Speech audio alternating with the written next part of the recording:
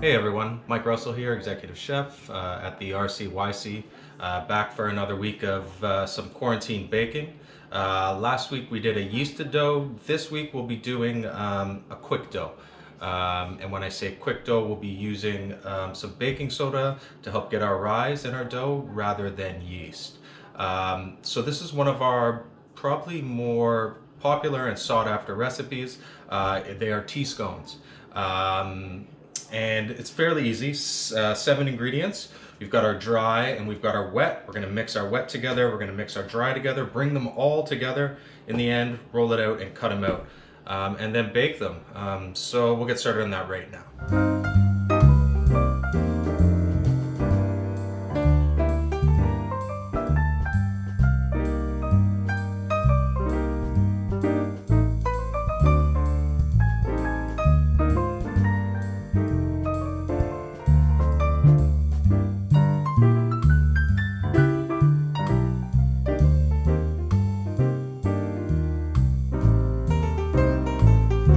Okay, so now we've rolled out the scones and we placed them onto a baking sheet.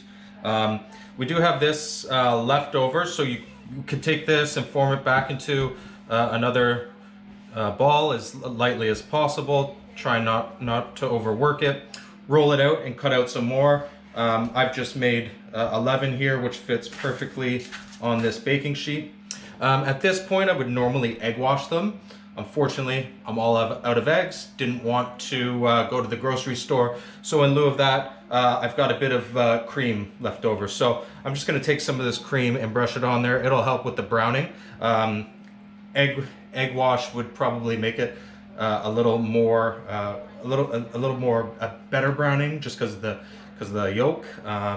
But this will do as well. So we're just brushing this on. At this point, you could also put some finishing sugar or coarse sugar onto them, sprinkled onto each, and you get a nice kind of crispy, candied kind of topping. I'm not going to do that. I'm just going to bake them as is, and then once they've cooled down and come out of the oven, I will dust some icing sugar onto the top of them. So this is going in a 400-degree oven for about 15 minutes.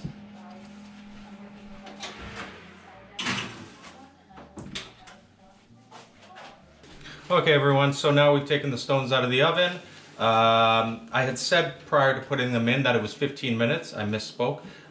It's actually closer to about 22 minutes. So this is 22 minutes at 400 degrees. You see that they're lightly browned. And to finish them, we're just going to dust some icing sugar over top. Nice fine dusting using a sifter.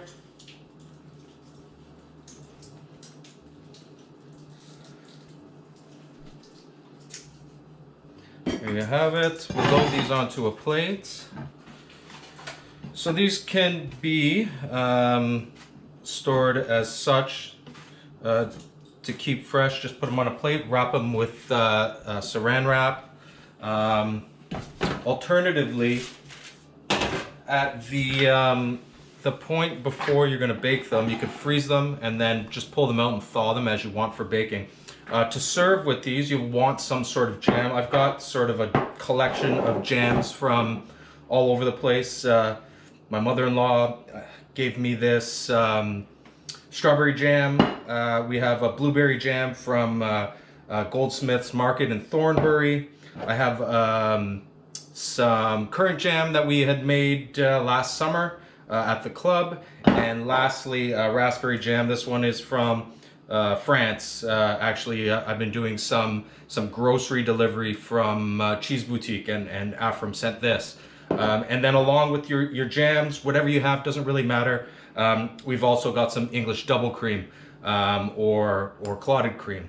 If you don't have that, you can use some whipped cream. If you don't have that, sweeten some yogurt and use some yogurt instead. It really doesn't matter. You just want something creamy and something jammy on there. And so when opening, we're just going to open these up. Just see the nice fine crumb. So that's the crumb you kind of want there. Nice tender scones. And that's it.